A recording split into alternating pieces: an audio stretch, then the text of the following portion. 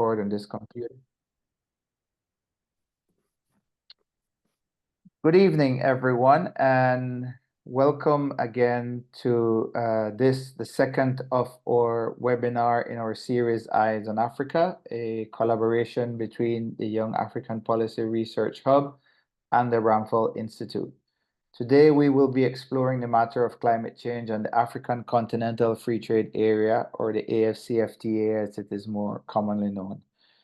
It is widely agreed that the AfCFTA creates opportunities for the continent to industrialize and transform through increased trade, for instance.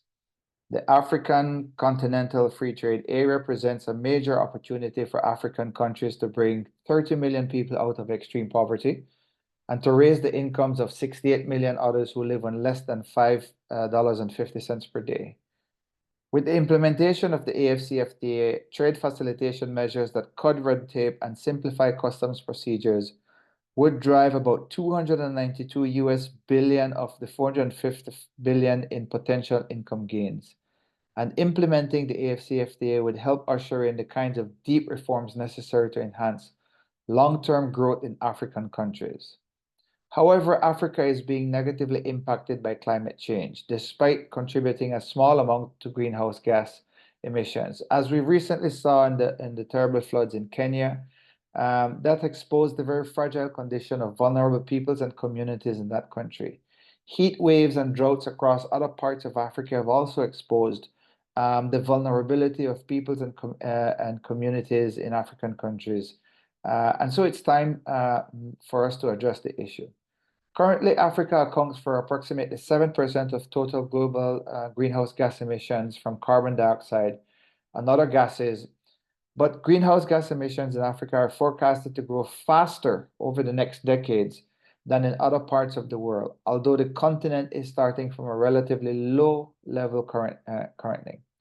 By one estimate, emissions in Africa could rise nearly 12% by 2045 based on current trends. If large emitting countries implement policies to transition to clean energy, Africa's economic cost to export goods to those countries could increase. A study by the Economic Commission for Africa that analyzed the impact of implementing the African Continental Free Trade Area Agreement on Africa's greenhouse gas emissions and also assessed implications of pursuing climate policies like nationally determined contributions, or NDCs, and carbon pricing, found that one, implementing the AfCFTA can boost intra-African trade by 35% by 2045, while increasing greenhouse gas emissions less than 1% compared to there being no AfCFTA or climate policies. Two, it also found that the AfCFTA and Africa's climate objectives are compatible. In other words, adopting climate policies with AfCFTA could reduce greenhouse gas emissions 25%, while still increasing intra-African trade between 31 and 34%, depending on the climate policy considered. And three, climate policies can also help accelerate Africa's renewable energy transition. In other words, pursuing climate policies alongside with the AfCFTA could increase Africa's renewable energy use by 5 to 12% by 2045, compared to no AfCFTA or climate policies. In short, the study showed that the continental coordination on climate policies through carbon pricing produces better outcomes than uncoordinated approaches like the existing approach of countries submitting their national development contributions, suggesting that African countries can provide an effective African-driven response to address climate change by working together. With that in mind, I think, let me now introduce the panelists for today's webinar, all of them young, upcoming leaders who are part of the Young African Policy Research Hub, or better known as YAPORH. First is Anthony Bisong, a PhD student at Federal University of Lafayette, Nigeria, and research associate with YAPORH. Anthony is a green trade and green growth enthusiast with over 5 years professional experience in the development and trade ecosystem. He has worked in complex multicultural environments, especially in climate change advocacy, green trade, and green finance. With YAPORH, Anthony has presented several research papers, including at the national and international conferences. He has presented at symposia on trade, on climate change, and institutional quality. He has also written several policy briefs and position papers on development issues, and has worked with reputable organizations such as International Trade and Research Center, the African International Trade and Commerce, IAGA, and is currently a policy and research analyst with SARO Global Defense and Green Solution. Tamanda is also a research associate with Young Africa Policy Research Hub and a passionate and dedicated environmental scientist with a proven ability to effectively analyze environmental data, identify potential impacts, and propose mitigating strategies to ensure sustainable development. Tamanda has a strong commitment to environmental protection and collaboration with stakeholders to achieve positive outcomes, has assisted in the development of the climate risk mapping tool, and reviewed submissions of carbon trading developers and implemented measures to protect and conserve biodiversity in areas affected by project activities. And lastly is Brendan Chukwe-Buka-Ugu, who is the founder of the Young Africa Policy Research Hub, and that organization's team lead for international trade law and policy research, where he coordinates a team of young policy researchers from Africa and the diaspora, all united by a burning passion for catalyzing innovative policy reforms, fostering the development and prosperity of Africa and the world at large. Brendan was previously a legal and trade policy analyst at the Africa International Trade and Commerce Research Center, where he made significant contributions to crucial areas such as trade policy development and implementing the African Continental Free Trade Area at the country level, while also navigating complex matters pertaining to the various protocols of the AfCFTA.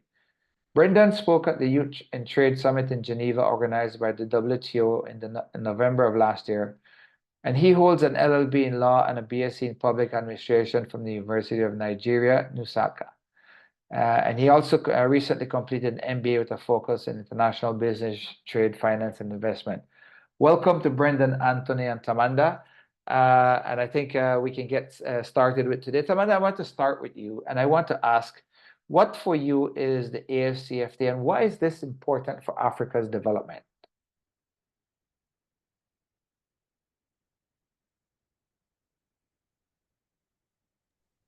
I think, unfortunately, Tamanda dropped off. Brendan, why? Well, let me turn the question to you. Why is the AfCFTA important, and why is it important to Africa's development? So.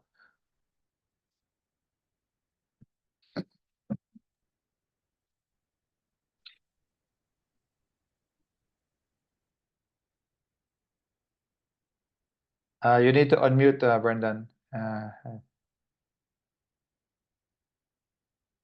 Oh, okay, that's fine. Can you hear me? I can hear you, yes. Thanks. Oh, perfect. So perfect. Tamanda has joined. Tamanda has joined. Yeah, I think she was having Sorry, my laptop went off. Oh, so Tamanda, I had actually started with you saying, if I could ask you, what is the AfCFTA, and why is this important for Africa's development, in your opinion? So. Okay, the African Continental Free Trade Area is a landmark trade agreement that aims to create a single market for goods and services across 54 of the 55 African Union nations, with Eritrea being the only country yet to join. So the agreement seeks to eliminate 90% of tariffs, reduce non-tariff barriers, and enhance cross-border economic integration, facilitating trade and investment across the continent.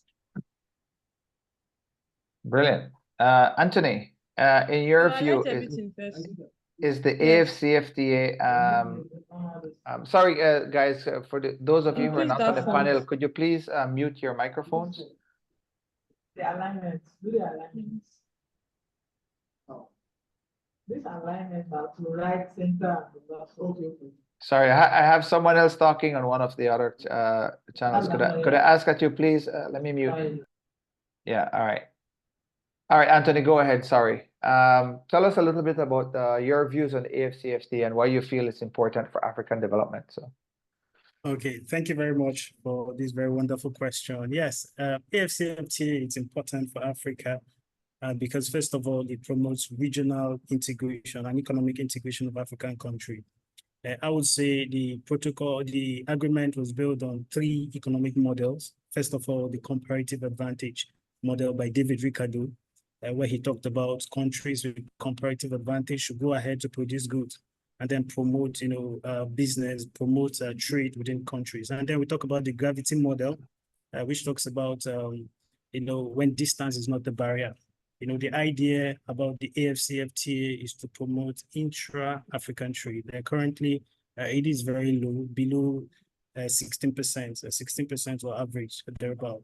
And then you talk about the last model, which is regional integration. Regional integration, by that I mean, it's a building block for RECs, that is regional economic communities.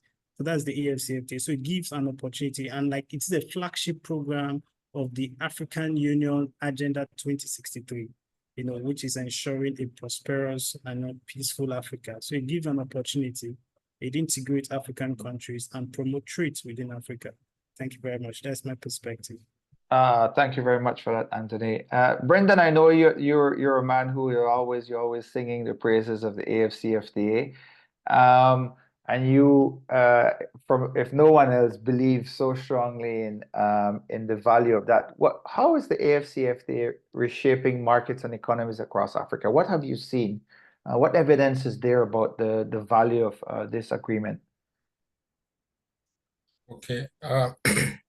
Thank you so much, David, for this question.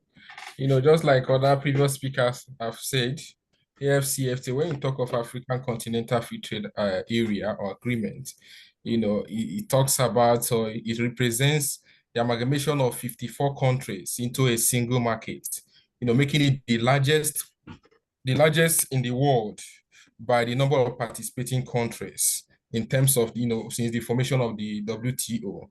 So the AfCFTA, genesis of AfCFTA is in response to the need to amplify intra-African trade and accelerate economic growth across the continent.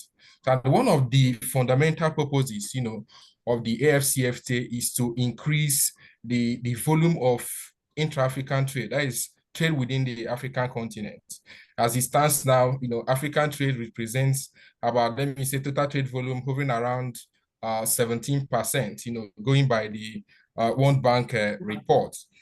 And the aim of AfCFTA is to dismantle barriers, tariff and non-tariff barriers that have affected, the trade volume within the African continent. So, and it is envisaged that the AfCFTA will shoot the African trade needle up to maybe 25% or more than within the next few years. So thereby fostering economic growth and diversity and integration. And some other African countries, especially in West Africa, also witnessing increase in trade volume. We have also seen the impact of AfCFTA within the host country, Ghana. A lot of economic activities, are going on in terms of trade transit, in terms of export volume, import volume, and some other countries, even in Nigeria. So one significant development about the AfCFTA is that it has also informed trade policy development, because countries that have made commitment to AfCFTA, they are also reshaping their trade policy tools to ensure that it accommodates some of the commitments that were made within the AfCFTA. So different countries, even Rwanda, by virtue of AfCFTA, has also opened up their technology space, and that has also increased the foreign direct investment in this area. As I'm talking to you now, Rwanda is making a significant progress in the area of technology, and it stands as the tech hub of Africa. Also, in consideration due to the African Continental Free Trade. So it's the same with other African countries. They're also witnessing exponential growth in terms of trade volume and all that. So I hope that AfCFTA, though that was launched in 2021, but we're also witnessing significant strides in different sectors. So that's my response to that. I hope there are other questions that we that we Yeah, are yet of to course. address. Of course. I So mean, I think the interesting thing, Brendan, Anthony, and Tamanda, is that the African market has always been a significant market. There was a point when perhaps Africa's economy, the continental economy, was the largest in the world, right? And then you had all of the breakup of these very rich cultural communities and stuff because of the slave trade and everything else. And I'm really happy to see that there is an African-led initiative now to see if they could create back that internal market space and hopefully drive some competitiveness, because there's a lot of rich innovation and products that come out of Africa, right? But do you guys think that this is actually creating a competitive space? Is Africa able to compete, and African member states and products able to compete on an international market? And I'm asking that because I know that the big challenge now for everyone are all the global development issues, climate change and stuff, and we'll get to that in another question or two. But do you think at the moment, Anthony, that African countries can compete, that they're seeing that the AfCFTA is delivering the ability for them to do that?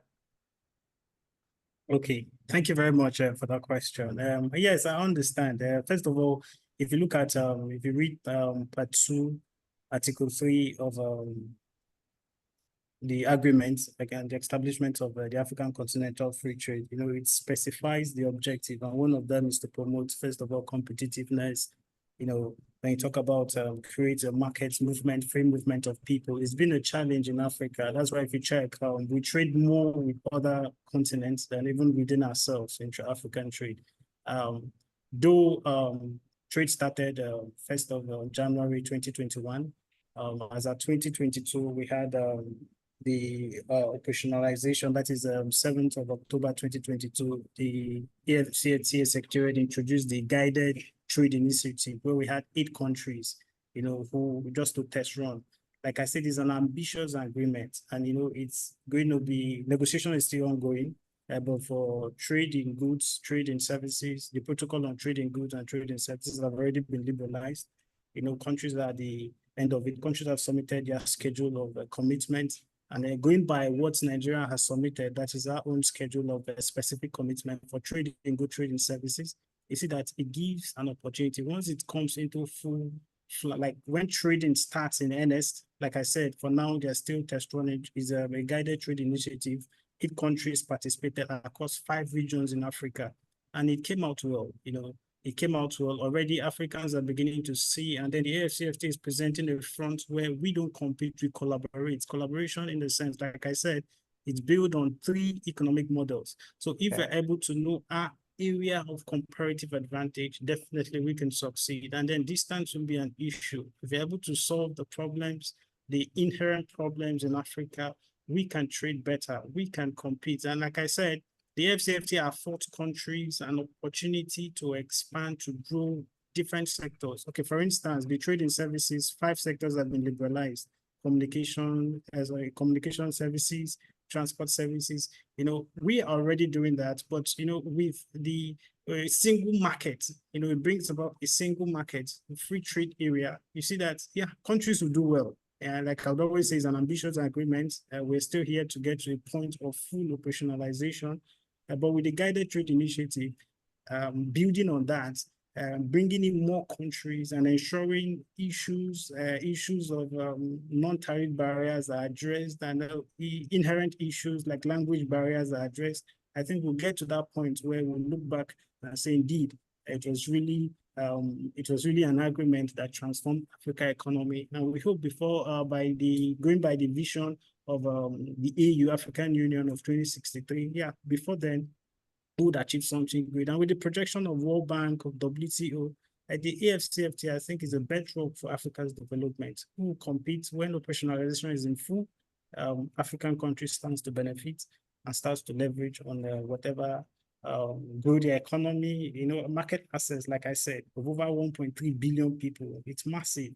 with a GDP of 3.4 trillion US dollars. So it's a massive market that if the 54 countries that are signatory to the agreement key into it fully and decides to go by the letters of the agreement, yes, every country stands to benefit and stands to do very well economically and otherwise. Thank you.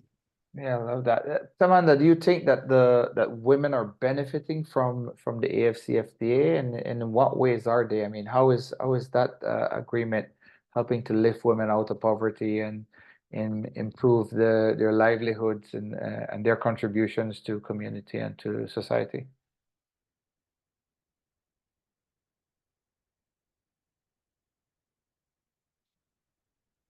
Samantha, are you unable to hear me, or?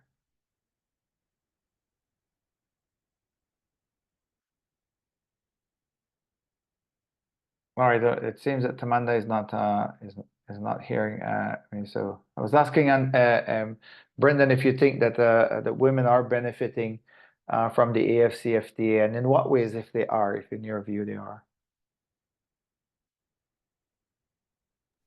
Thank you so much, David. When we talk of, within the African trade economy, we see the informal trade and also the formal trade. So within the informal trade, you see that almost 70% of the informal trade stakeholders, are majorly women. And these are people that have unregistered businesses. These are people with low academic achievement. These are people that, that suffer a lot of barriers in terms of cultural barriers, discrimination and all that. So, but with AfCFTA in place, there is increasing level of awareness about the need for economic participation of women in trade. Not just in Africa, it's a global agenda for women, especially with regards to World Economic Forum Report 2023, which shows that no country in the world has been able to achieve gender parity. So it's not just peculiar to Africa, but Africa is also doing its best to ensure that women and youth are carried along. As a matter of fact, there is a dedicated protocol on women and youth protocol of the AfCFTA. So that instrument is aimed at enhancing and increasing the level of women participation in trade, formalizing the informal sectors. There is high level of awareness on the need for registration of businesses, on the need to carry women along, on the need, and we also see women also taking full charge, being at the forefront of the drive. Especially in Africa, for example, we have women-led organizations like OWIT, Organization for Women International Trade, and other women-led associations, clamoring for increase in participation of women. And I'll give you an instance from Nigeria. Within Nigeria, our Minister of Trade happens to be a woman, and she's also on the lead for increase in women participation in trade. So there are a lot of, for example, there was a policy that was developed last year by the last administration, YAPORH, that is Women Economic Empowerment Program. And it's targeted at one of the major pillars is women participation in trade. So all these are, measures put in place to ensure that women form, are major beneficiaries and drivers of this AfCFTA. So, and last year, our organization also participated in AfCFTA Women and Youth Program that was held in Tanzania. So one of our colleagues also represented us in Tanzania. So it was held last year and also 2 years ago. And the essence of that conference is to increase the level of awareness, because one thing is to understand what AfCFTA is all about. Another thing is also to give them the platform to also participate and increase their, give them that opportunity to also leverage on what AfCFTA offers. So, and I think anything big starts small. We are making progress in that regard. And as a matter of fact, women are leading a lot of women-led initiative to ensure that women are major beneficiaries of this AfCFTA, given the fact that we have AfCFTA protocol on women and youth in trade protocol. In fact, there is no, apart from based on my research, I think Africa is one of the regional economic communities, that are able to put in place women and youth protocol in trade. Apart from WTO, there is no instrument on women and youth protocol on trade in in WTO. But given this development, I think we are really in the right directions. So thank you. Question. Yeah, Brenda, I agree. I mean, I think women play a critical role in agricultural sector, in the fisheries sector, in terms of driving and being the main earners and livelihood people. One question before I turn to more to a climate angle of our discussion. Is the AfCFTA the right vehicle for achieving the UN Sustainable Development Goals for African countries? What's your view on that? Do you think that that is the right, or does it need to complement other initiatives, climate-related policies, for instance, or other stuff?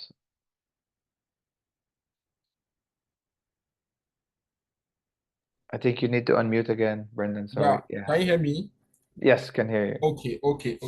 AfCFTA and SDG, yeah, I think they are both a hand-in-hand progress, because both aim at economic reducing poverty. We look if you look at the SDG goal 1, SDG 1, and SDG 2 that talk about reducing poverty and hunger. You see that trade, one of the objectives of African continental free trade is to create job creation.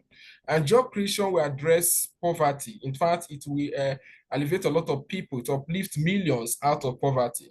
For example, let me give you, just from the commonsensical perspective, let me give you an instance. So if you are a woman that trades in maybe in fishery, and you are within the cross-border area, let me say maybe somewhere in Maiduguri, bordering Niger, and your trade volume, your trade is just within the within Nigeria, within the capital market or the local market there.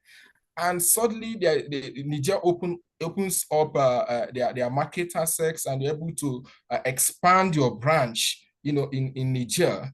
So one, that will not only enhance the income level or the revenue drive, but it will also create jobs. By extending your branches there, you are also employing people that will be there. So the trade is one of the significant instruments that can use to address, poverty.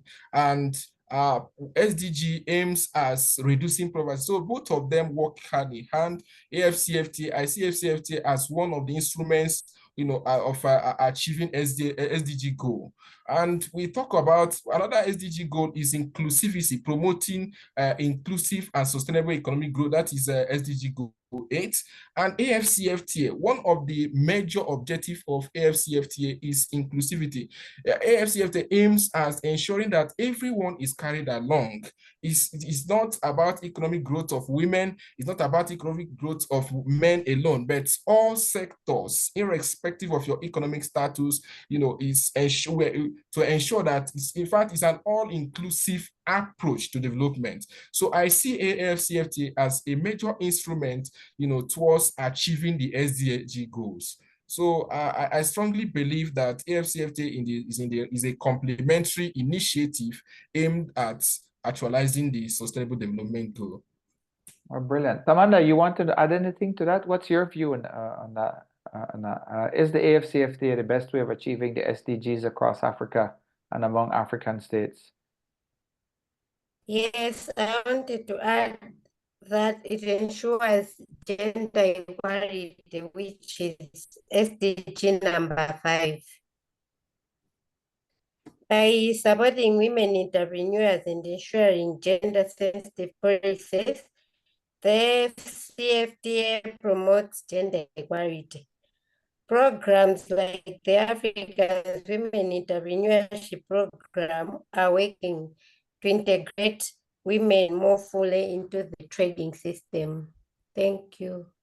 Thanks. Anthony, your views? Okay, I would like to talk about the SDG 12 and 13, which has to do with climate action and then responsible consumption and production. AfCFTA promotes that. At this level, there was an advocacy carried out, to drive for agroforestry resilient farm models. In Nigeria, we are adopting the agroforestry resilient farm models for women. There are 2 states we did that project for Niger State and then for Oyo State, where women who are into shea production, shea butter production, where we like, okay, no problem, since it's an economic tree, you can also add to in the course of your farming, you can practice what we call mixed cropping, where you can also maybe plant crops like cowpea, groundnut, cassava, so those are climate resilient activities. And also we encourage women not to practice bush burning, not to ensure they don't, for any reason, aid deforestation. So those are plant trees, and just ensure whatever you're doing, even in the course of their fertilizer, their manuring, we taught them how to produce organic manure using the waste that is the leaves from the shea butters, from the mango trees around, and then trying to process it with cow dung.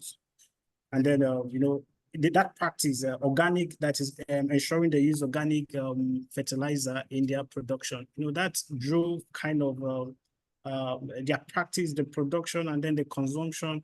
It's something that is sustainable, first of all, environmentally sustainable. So those are practices we are pushing from this end to ensure we key into that is responsible production and consumption. And then climate action, eco-friendly. Right now, we are moving towards green industrialization, even with regards farming, trade, engaging in trade, green trade.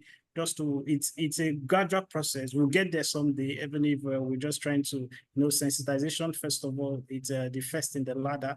And then when people integrate that into their farm practices, when businesses integrate that into their daily operations, align that into whatever they are doing, then we can achieve, especially the XD 13, 12, and 13, which has to do with climate action. Thank you. Yeah, I mean, I think I completely agree. The interesting thing again is that I think that African communities and peoples used to practice this sustainable way of living, right? And then across the developing world, we all got hijacked in our thinking and believing that the Washington Consensus way was the way forward for development. But as we've seen, this climate change issue is the result of that. 2030, of course, it extends well beyond that, right? But in the last 30 or 40 years, what we've seen in terms of the development trajectory of countries, it certainly has to do a lot with what comes out of the ways that we have shifted our way of living and thinking because of the Washington Consensus. So I want then to ask the question about how is climate change affecting the AfCFTA, in particular in terms of achieving the goals of the AfCFTA, but also in terms of allowing African countries to secure their development objectives. What role is climate change playing in that? Brendan?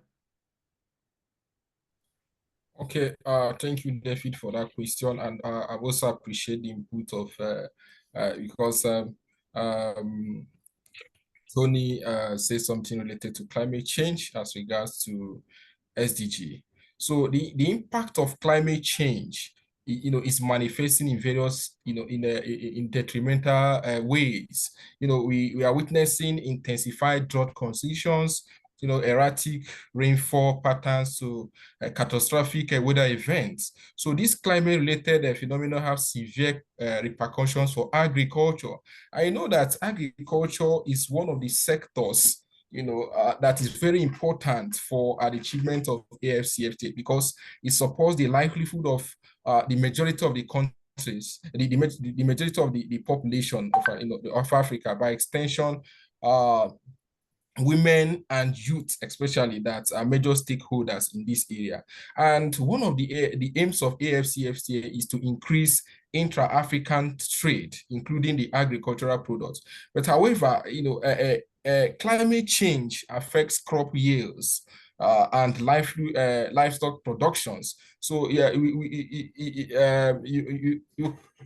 if you look at it critically, you discover that climate change, poses a significant threat to food security and potential for trade of agricultural goods within the AfCFTA framework. So, for example, extreme weather events affect crop production, and within the African continent, majority of the farmers, rely on rain-fed farming. So, and because of extreme weather condition and erratic pattern of rainfall, it affects crop production and thereby lowering agricultural output. So I think AfCFTA, climate change is a big threat to the achievement of the AfCFTA. So to me, I believe that we need to, countries and different countries in Africa and AfCFTA Secretariat, there's need for intervention, both institutional and policy intervention, towards addressing the issue of climate change, because is one of the major threats that will affect the achievement of AfCFTA, especially in the agricultural sector, which almost 70% of the informal trade traders trade within the agro product. So there's need for, it calls for policy intervention, it calls for institutional response to ensure that climate change is also considered in any of the initiatives that AfCFTA is carrying out. So that's my input in regards to that. Yeah, thank you. That's really insightful. Tamana, you had anything to add that you would like to add to that? Yes. Climate change also damages infrastructures, like the way Cyclone Fred damaged the road network in Mozambique and Malawi. It disrupted the trade routes. So there is a need to put more funding to climate change related issues to reduce the impact.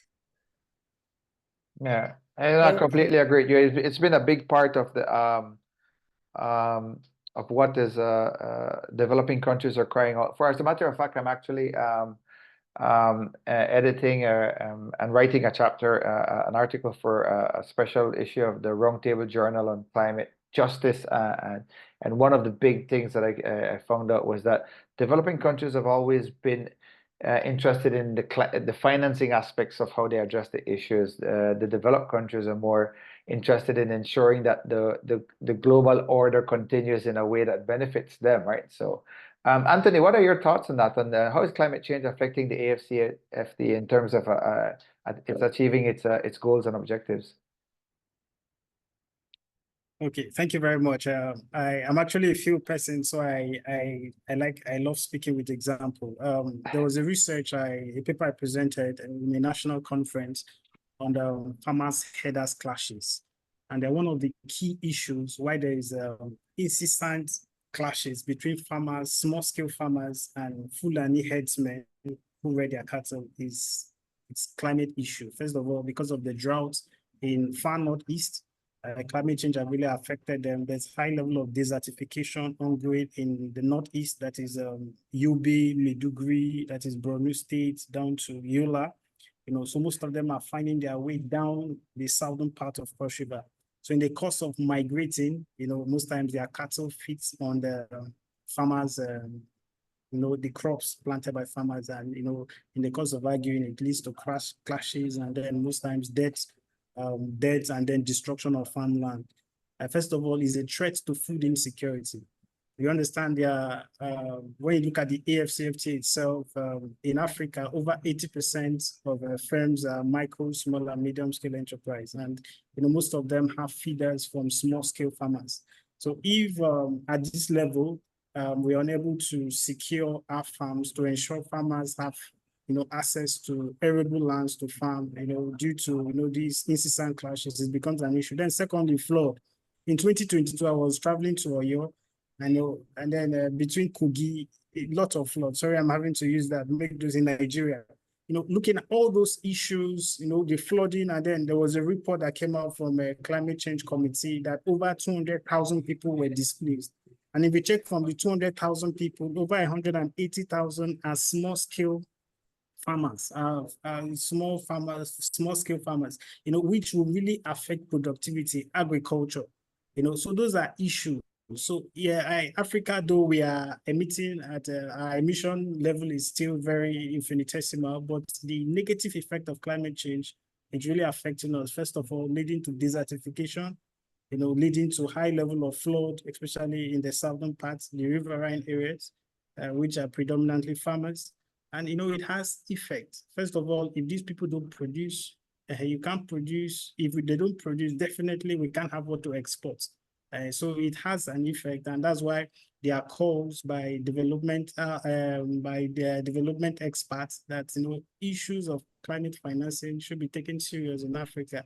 We are the receiving end of it, but we are not emitting as much as the developed climes. They are doing much of the emission, but we are the receiving end of it.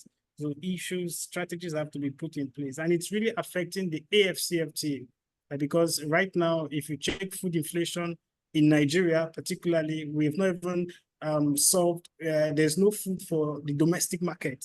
Then if you can't supply the domestic market, what can you export? How can you trade with your fellow African countries? And to definitely affect the AfCFTA.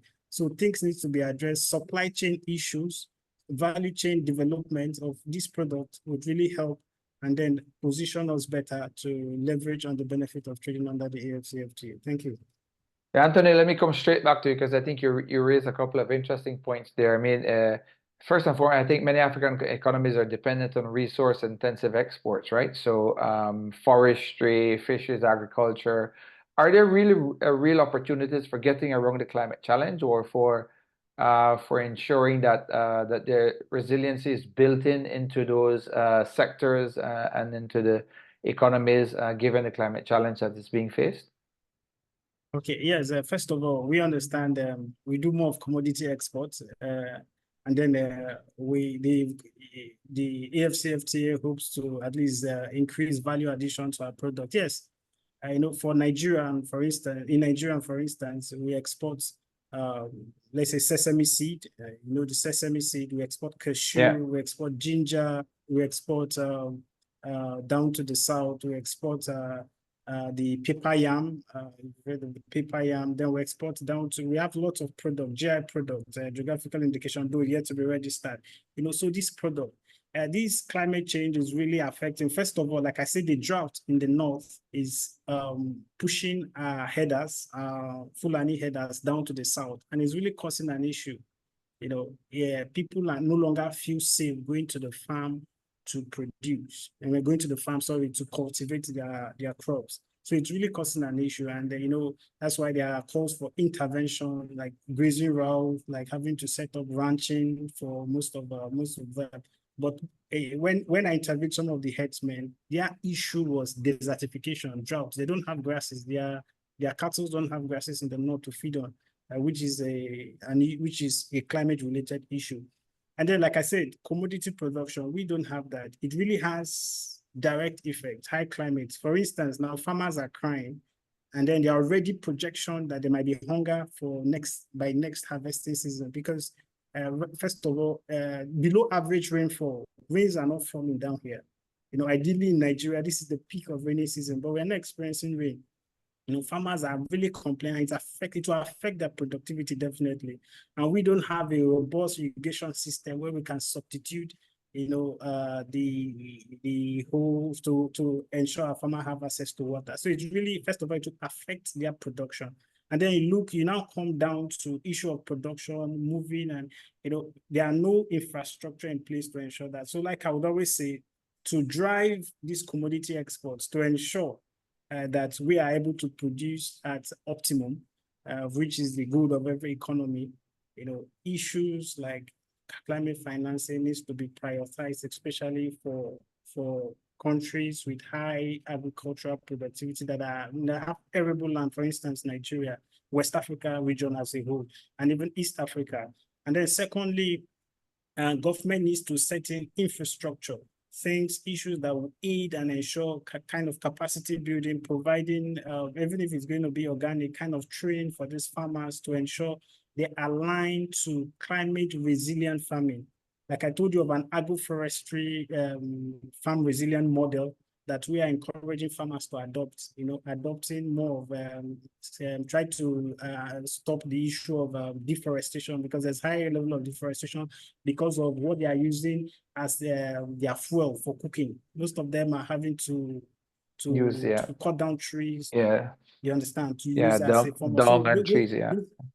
Exactly. So those are issues that we need to, as much as sensitization needs to get down to those grassroots, the need for them to ensure the trees remain where they are, they practice organic form of farming, so that their productivity can grow. We are really blessed and endowed.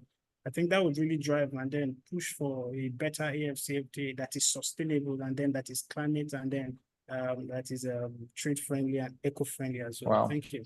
Yeah, that's really instructive. Tamanda, what's happening in Malawi in this era? I mean, how is the climate change and other global development challenges, climate-related, affecting Malawi's ability to make the most out of the AfCFTA?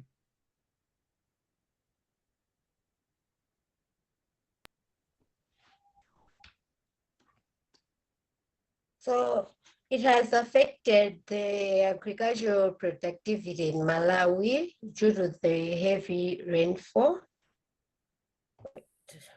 So are you getting a lot of rainfall, or are you suffering droughts, or what's happening there? So you have the reverse in that part of Africa? The other regions, we are getting a lot of rainfall, and the other part, droughts. But now, since we are in winter, other areas are hot, while other areas are cold, very cold than usual. Yeah, it's interesting. So climate change has affected the agricultural production, whereby it has damaged crops in areas around the lower Shire. Okay. Yeah, and it has caused droughts in other areas where it has affected the growth of crops, field crops. Brilliant. Brendan, what's your take on that question? No, can you hear me? Yeah, I can hear you. Yeah. Okay. So, please, could you repeat the question again? I was just asking, I said earlier that many African economies are dependent on resource-intensive exports, and climate change presents a real problem for many of those countries. Are there any opportunities for getting around that, for addressing it, and for making good on the promise of the AfCFTA? Yes, I believe that climate change offers both opportunities and also challenges. With what is happening now, with erratic pattern of rainfall and harsh weather condition, is also creating opportunities for investments, or for investors in the area of energy.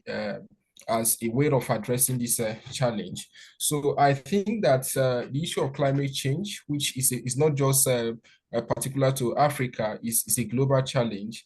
It's not just an African issue, but it's a global problem. And a lot of there are a lot of policies and a lot of country intervention that are aimed at ensuring that this climate change is addressed. while at the same time harnessing the opportunities within that area.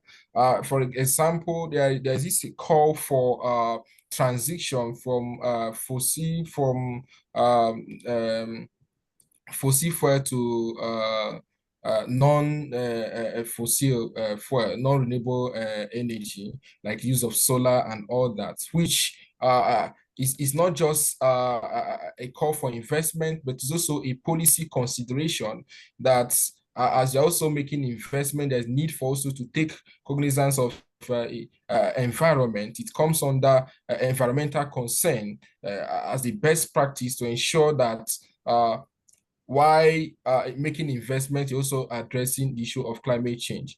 So I think there is a commitment to that effect, and there are a lot of policy intervention towards addressing it, just like what my colleague said,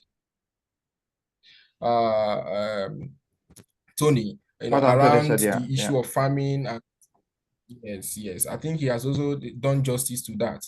So I believe that with some of the points he has raised and a lot of policy intervention there, it will definitely address it. Climate change is really a technical issue, which I believe that is not just an African issue. We are the receiving end, just like he said, but at the same time, we are trying to adapt to the changes due to the adverse effects of climate change.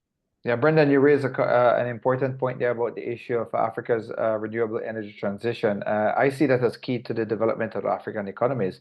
But how are the climate policies of African states supporting or undermining that renewable energy transition? Yeah, Africa, as it is, we can't be at the same level with other advanced countries, given the fact that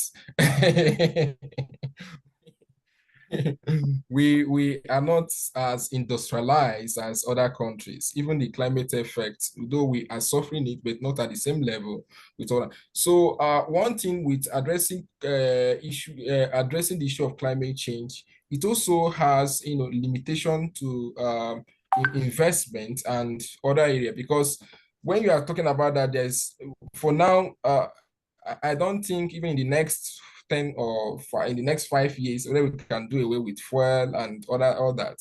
But I believe it's a gradual approach to transition from, and if we can adapt to that, if we can adjust following the policy recommendations and also commitment, definitely we get there. So, but I believe it's not something that can be immediately addressed, but definitely in future we come to that level. Yeah. Thank you. Yeah. Anthony, how Africa's renewable energy transition is key to the development. How are the climate policies of African states supporting or undermining renewable energy transitions? Yes. First of all, we understand most of heads of government have signed the zero net emission deal during one of the conferences. So it's very important.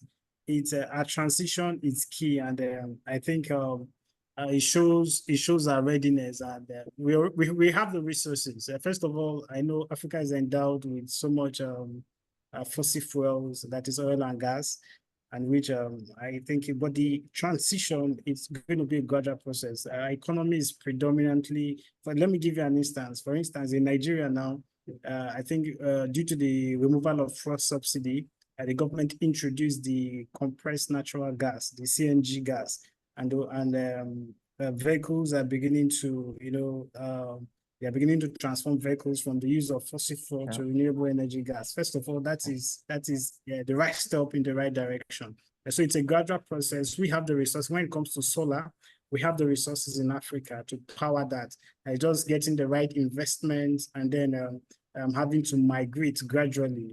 Develop walls, we know it's very important. Then during my master's level, there's this dictum we used to push for, that to grow, for Africa to grow, we must pollute.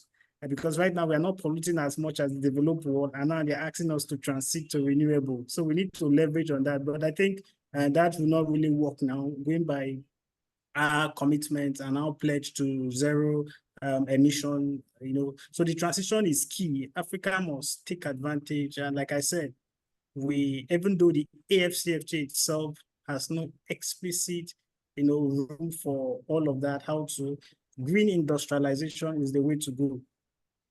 Green growth is the way to go. Green economy, green finance is the way to go. So investment in energy transition in Africa, I think that is what we need now to transition. Countries like Kenya are already leading the pack when it comes to thermal, geothermal, generation of the renewable and clean energy. So we must go from the use of biofuel, the use of fossil fuel to renewable, full-blown. I can tell you, we just had strike. The Nigerian Labour Congress just had strike, and then you look at the number of households as at 2020 to 2024 that have migrated, that have introduced solar into their homes as part of their energy consumption, has really increased. So households are beginning to resolve, they are adopting that. So if at the level of individuals and the level of household, they now see the need for us to adopt green energy, I think the migration will be much better. It's just to get a manufacturing sector that are still maybe in the use of diesel and fossil fuel, to gradually, it's a gradual process. Like I said, it's not something we do just tomorrow. So by 2050, 2060, as going by the commitments African leaders have made, we'll get to achieve that sometime. Thank you. Yeah, Anthony, you've raised an absolutely interesting point there, because when you look at the FDI, the foreign investment trends into Africa, I think in the course of the last year or couple of years, investments for Africa dropped significantly to only about 8 billion for the entire continent. $8 billion US. How do you foresee getting around this issue of attracting the investments needed to make that renewable energy transition, if in fact the countries are doing so poorly with regards to FDI? How is climate change affecting green investments in African states? And what are the obstacles that need to be overcome for that?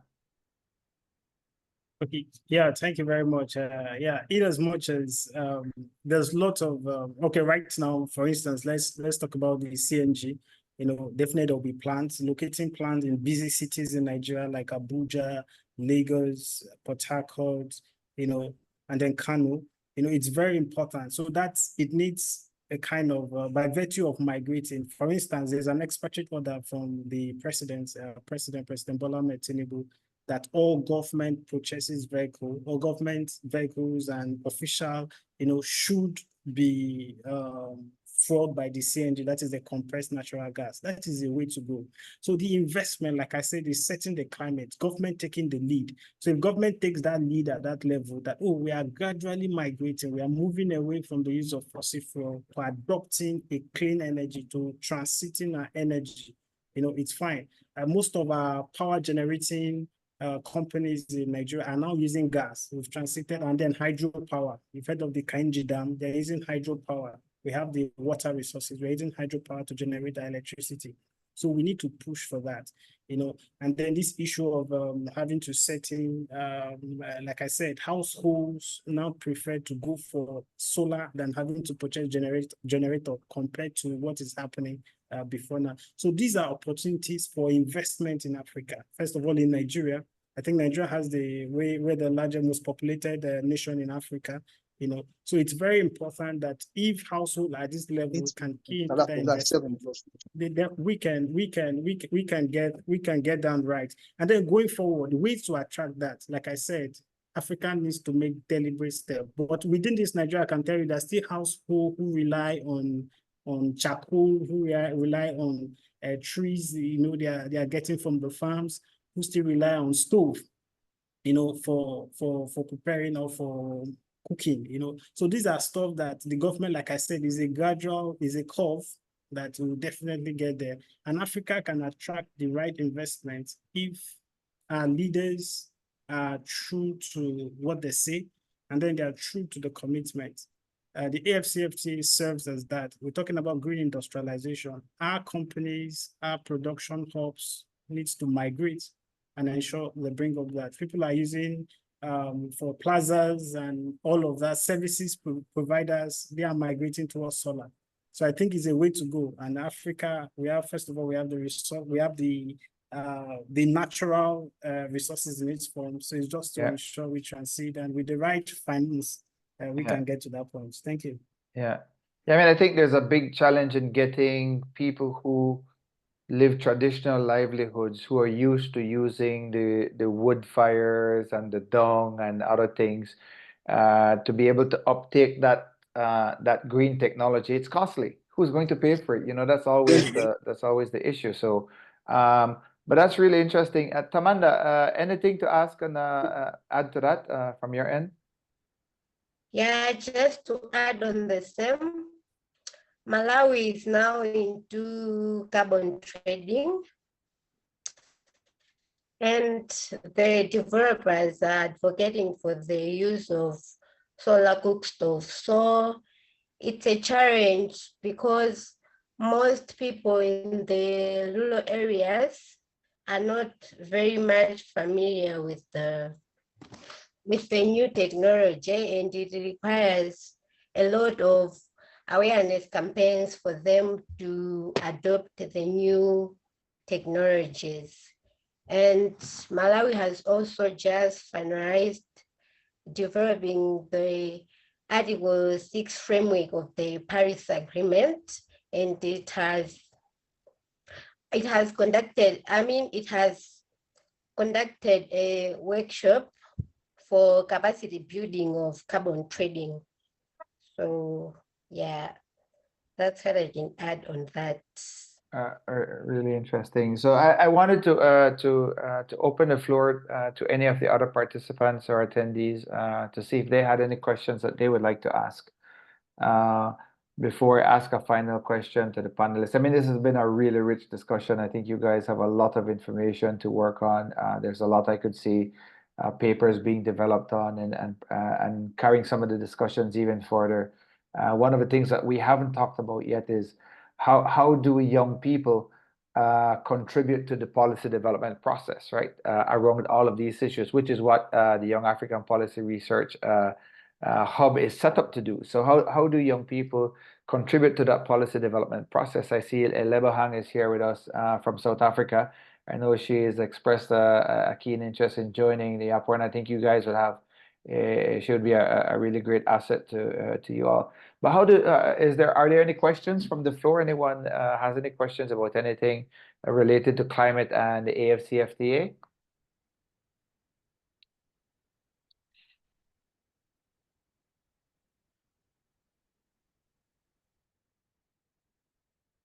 No? If not, then I have a last question. My last question is, as I said, how can YAPORH contribute to thinking and policy development about climate change and the AfCFTA that moves things in the right direction? Tamanda, let me start with you, and then I'll go to Anthony and finish off with Brendan on that. So YAPORH can contribute to thinking and policy development by capacity building. So YAPORH can provide training for policymakers and stakeholders on sustainable trade practices, which include workshops, seminars, webinars, and best practices for integrating climate change considerations into trade agreements. It can also do research and advocacy, conducting research on the intersection of trade and climate policies and advocating for evidence-based policies. For example, YAPORH can publish studies on how climate resilience can be integrated into trade policies. Public awareness. Raising awareness about the benefits of the AfCFTA and the importance of climate resilience. This can include awareness campaigns and education programs to inform the public and stakeholders. YAPORH can also publish the placards, banners about the AfCFTA and the importance of climate resilience on their social media pages. Yeah, thank you. Thanks very much. Yeah, Anthony.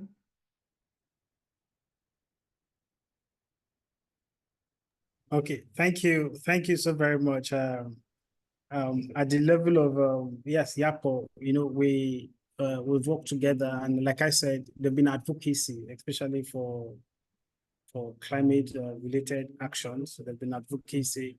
I told you of the drive for agroforestry resilient farm models. We are adopting, you know, it's a phase-out stuff. It's a model where like, okay, let us see and then measure the level of productivity and the impact on the environment and see. And then at the end of the research, we discovered that replicability is possible. And that is what we are pushing. At the level of YAPORH, I'm working closely with Brenda to ensure that advocacy is taken to the next level, where we try to train as much as we can at our level to ensure people adhere to global best practices when it comes to farming. First of all, Nigeria is actually an agrarian country. So farmers are targeted at this level. And then youth, at the level of youth, we are pushing out for climate advocates, there've been lots of people who are clamoring for, okay, let us go green with regards to plastic pollution. We are taking our campaigns, like I spoke with him, taking our campaign down to schools, to especially the young ones who are starting in secondary schools, to become climate change advocates by ensuring that in disposing sachet or plastic, it is done in a way that would not cause harm to the environment. And then supporting that at our level, driving youth advocacy for ensuring climate action at our level. We understand that when it comes to issue of climate-related challenge, people might not know that, some attribute it to different actions and all of that, that if at our level, governments or individuals can understand that whatever they do that causes harm to the environment affects every other person, we can drive that advocacy, campaign, awareness creation amongst youth, amongst smallholders, farmers, even amongst industrialists, as much as through webinars. These are a form of advocacy we are putting forth. This is a form of advocacy we are pushing for, sending out policy briefs, putting up,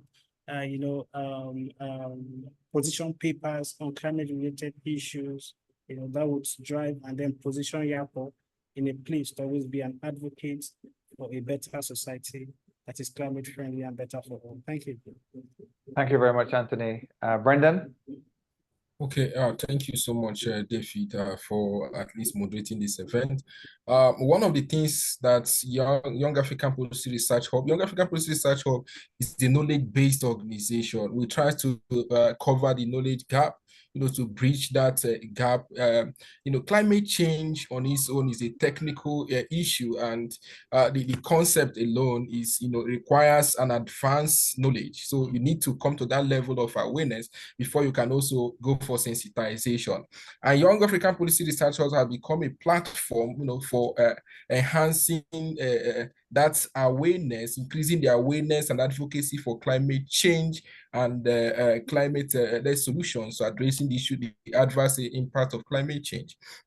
One thing that we have been able to achieve is to give young people, young professionals, the platform to also express their concern on climate issues. To be frank with you, there is this, poor awareness about the causative factors to climate change. In rural areas, most people attribute that to religious belief, maybe because their gods are angry. That's why the rain is not frequent as it used to be.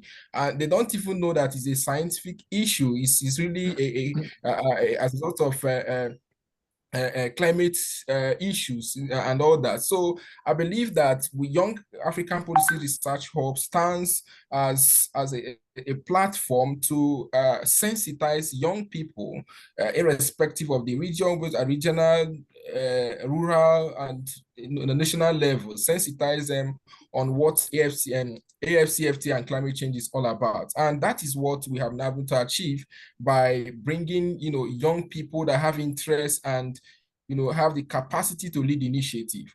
And in Young African Policy Research Hub, we have young professionals that are, specialized in this area. The likes of Anthony Biso, Tamanda, Tina, and all that. These are people that have interest in this area, and they are really leading the initiative. I must appreciate and commend them, because one thing is to have the capacity, another thing also is to sensitize. So I believe that they have what it takes to sensitize others and also continue to lead initiative and create awareness about AfCFTA and climate change. So that is what we have been able to achieve. And Young Africa Policy Research Hub also is a platform to build the capacity of young professionals, which is very important. As a matter of fact, Africa houses like almost 70% of the youth population, are majorly young people. And Young African Policy Research Hub, as a policy and research focused organization, stands, to cover that gap, to sensitize young people, young professionals in the area of policy intervention. What are the government actions towards addressing climate change? What are at the continental global level? And that is what we are trying to achieve by having these webinars, having workshop and policy briefs to ensure that climate change advocacy and AfCFTA awareness is really enhanced. So I thank you so much, Dr. David, and this collaboration has been a very important one, and we are really making progress. I must appreciate your dedication and your commitments, and also to my colleagues. They have really been wonderful. I must appreciate their input, because one thing that is very important here is that when a topic is given to you, you read, it compels you to go and read about that. Yeah. So, and no knowledge is a waste. Yes. Yeah. There's still a lot of work to do. Yeah, we'll be driving this for the rest of the year, right, Brendan? As we talked about, we're doing a lot for this year. We're going to be holding more of these types of webinars, discussing different topics and involving more of the research associates and members of YAPORH, and then trying to eliminate and bring attention to some of the issues that are being faced, but also how young people are driving or leading, addressing those issues. Tamanda, Anthony, Brendan, and for everyone else who joined us at some point today, this has been a really rich discussion. I've completely enjoyed this. I think there's a whole lot that you could drive more around the AfCFTA and climate change. Anthony, you seem to have a lot of the information on your fingertips or on your laptop or on your tablet, but it's been really good. I encourage us to keep up the discussions. We have to decide on the date for our next webinar and what the topic of that would be. And I think it would be something that's rather enriching as well. To all of you, thank you for joining us today. Do enjoy the rest of the evening, if it's I think it's evening where you are. And for those of you, if you're joining for early in the morning, we will be having a copy of this video uploaded to the YouTube channel, which I'll share with Brendan, and that will be made available through YAPORH's various social media channels as well. From London, from a very, I'm not sure if I'm supposed to say cool or warm London, thank you all very much. Have a good evening, and let's keep the fire burning. Sure. Thank you so much. Have a nice day. Bye-bye, guys. All right, bye.